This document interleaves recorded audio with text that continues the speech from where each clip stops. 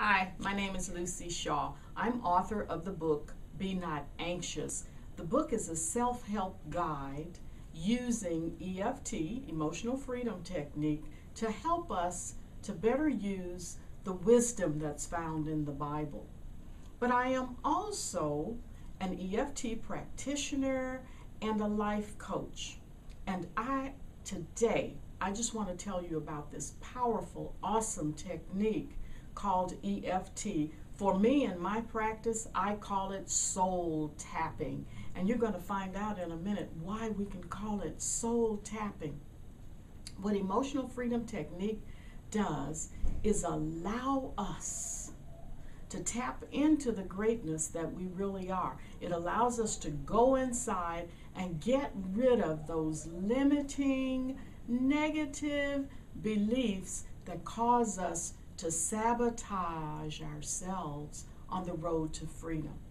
When a client walks into my office and that client is in a state of despair, fear, they're crying, they're upset, they're losing their true self-worth, the first and most important thing for me to do is to help them to get into a space where they can actually begin to create the life they would really love to live.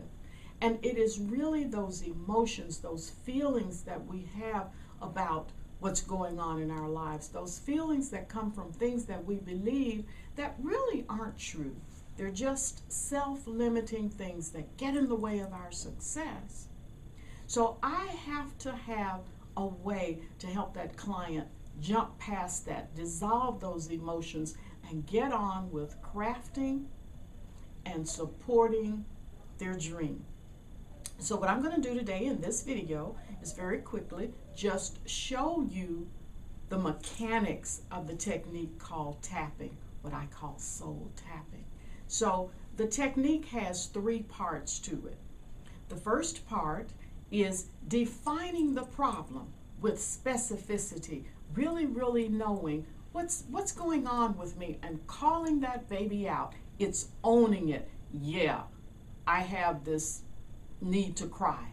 Yes, I'm worried. Yes, I'm afraid. Whatever it is, identifying it. But when we identify it in relationship to how it feels in your body. And so we get in touch with the effect, because the only way you know that you're afraid sometimes is that your mouth gets dry, your heart beats fast. So there's this connection between the mind and the body that's telling you, okay, here's a negative feeling that you need to own up to and do something about.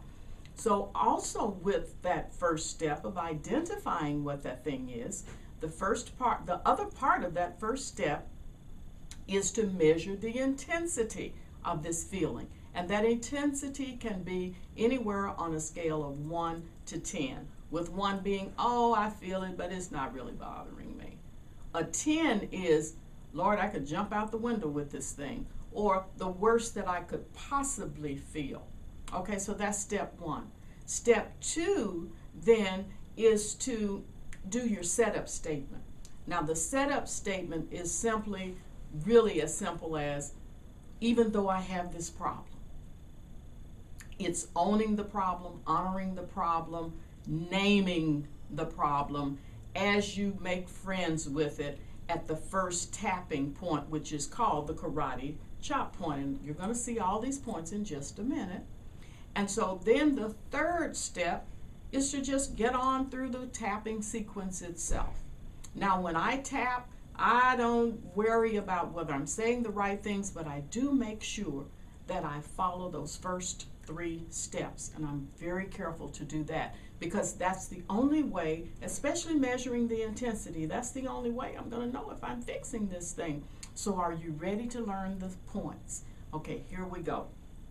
So we begin right here, and we use our 3 fingers or 2 fingers. And if you've got long nails, you want to just use the pads of your fingers, because you're really making contact. My good friend Dee doesn't like tapping. She prefers to rub. And so you might like to rub. It's up to you how you want to do this, but you want to make that contact on these points. These are acupuncture points actually. And so what the technique is needle-less acupuncture. So we start here on this point, even though I have this problem, and then we go here. The next point is right here where at the end of the eyebrow. You can use both hands, you can use one hand, but you're tapping about 6 or 7 times lightly, quickly. The next point is called the side of the eye, and it's right on the eye bone, right here on this bone, right here, and you're tap, tap, tapping. The next site is just under the eye, and it's called the under eye point. And then the next point is between the nose and the top lip, and it's called what? Under the nose. The next point is between the lower lip and the chin. It's not here, it's right here in the indentation. The next point, some people have a little trouble finding this point. It's called the collarbone point. But just first put your finger right there in that centerpiece, then come down about 1/2 inch, then come over another 1/2 inch, and you're going to fall in a hole. That's the collarbone point. And we're tap, tap, tapping on the collarbone point. You might do it with one hand this way. Now the very next point is under the arm. It's called the under the arm point. And it's just, if you're a woman, it's going to be on that bra strap. If you're a man, it's going to be about 1/2 to 1 inch below the actual armpit.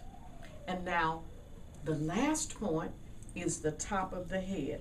Now, it's about 1/2 inch beyond the crown of the top of the head. And if you would just tap all around up here, you're not going to miss it. It's hard to do this wrong. Some people use more points than this, but actually these are the only points that I use. There are many other points, but now what we're going to do is with the very next video, we're going to actually do a tapping. I thank you so much for coming. I'm so proud of you for wanting to do this, and you're going to love this. Thank you.